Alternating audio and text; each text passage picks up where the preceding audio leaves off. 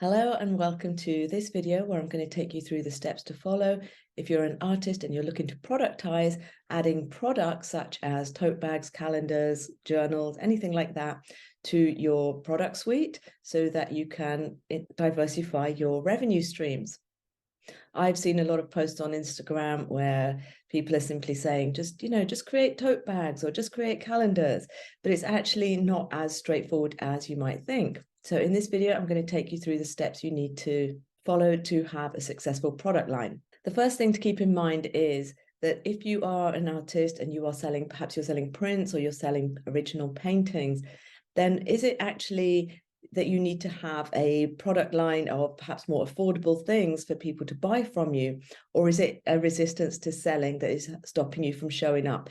Because when you introduce a product line, you're going to need to be selling those things as well. So if it is the selling that is fatiguing you or that you find a bit icky or something like that, that is not going to go away by adding a more affordable product line. However, if it is simply adding a new revenue stream by product and you think you are going to be excited to sell low ticket items, then let's start. Firstly, it is really important to always be growing your audience, whether you're doing it on social media and you want to start getting those people converting into email subscribers. These are the people that are actually putting their hand up and saying, I'm interested in what you're doing. I'm interested in having a piece of your art. So moving people over from your social media or wherever you're actually talking to people into your subscriber database is a really important step. And this doesn't go away. By introducing a product line, let's say it's tote bags, you're still going to be needing these people to actually have something to offer them. And hopefully, this lower price item that you're going to be selling will be something to get them over the line if perhaps a print or a painting is out of their budget at this time. So the first thing to keep in mind is always be growing your audience and really make an effort to move people over to your subscriber list. The next thing is to create your designs. So if let's say you were going to do tote bags, create your designs, choose the colors. You can poll your audience. Perhaps they like the red bag over the blue bag or whatever it is, right? You get to choose, but at the end of the day, you are the person that is going to make those decisions and those creative choices. Some people choose to poll their audience. I typically don't, but it's really a personal choice for you. But at the end of the day, again, this is another test for you as an artist to trust your gut and make your own creative choices. Alongside creating your design, you're going to want to source suppliers, and it's a good idea to get quotes from various suppliers. And as you're doing this, the key questions to ask are minimum order quantities. So what's the minimum number of units that you would need to buy from them? So let's say you were going to do red tote bags and blue tote bags, then you've got two colorways. Now, what's the minimum number that you need to order from each of those? Some suppliers will have very small order quantities, and some might have a number, a volume that is much larger than you are comfortable buying.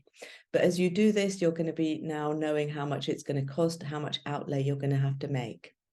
When you're looking at suppliers, you might want to look at those that are working with ethically sourced materials. You might be looking at those that are in your home country to avoid international shipping and freight charges and things like that as well. So all of that should go into your considerations when you go and look for suppliers. In your discussions with suppliers, you also want to know about lead times. So how much time do they need to turn around your order? If you were to place an order for, let's say, 100 tote bags, how soon would you be able to have them?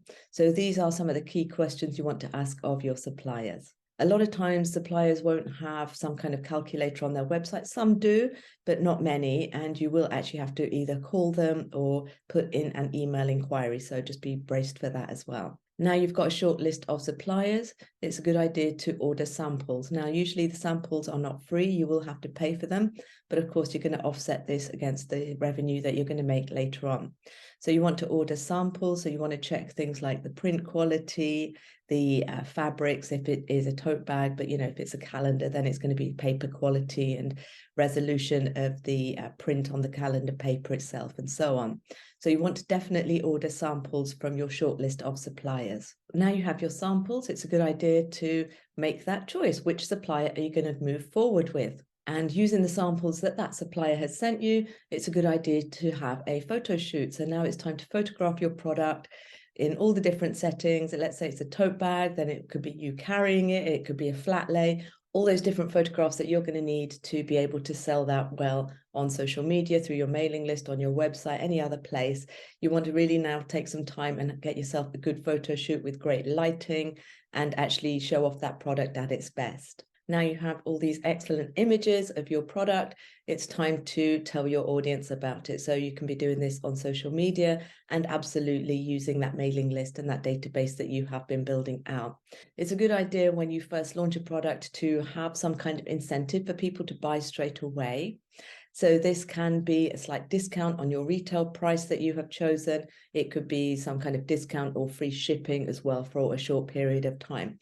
But really, we want to incentivize people to buy as soon as possible. And this launch period could be perhaps just as short as a week, for example. Now, with all those orders coming in and some of that revenue banked, it's time to place the order with the supplier. With the launch of a product line, it is pretty standard to let people know that the work won't be dispatched for, let's say, 2 weeks or, till next month, or there might be a very particular date that you say. So you want to make that clear all through your promotional period. So you can then place the order, and once the items come in, then you can start shipping them out, unless your supplier is actually going to be sending them out directly to your buyers as well. Now, one little bonus step is to encourage people that have bought your products to share on social media. So this is where you're going to be getting that feedback. You're going to be getting those images, the testimonials, people sort of saying how much they enjoy carrying your tote bag, or, how delighted they are with the calendar. All these sorts of feedback and testimonials are things that you want to be gathering and then moving them over to your sales page as soon as you can, so that this incentivizes new people that are coming to your sales page to also want to buy that product. So that is a quick run through of the sequence of how to add a product line. But remember, you're always going to need to be marketing. The biggest fail I see that artists who are moving into productizing their art is actually just having boxes and boxes and bags of product that they just can't shift. So this really goes back to my very first point, which was all about, how motivated you are to sell.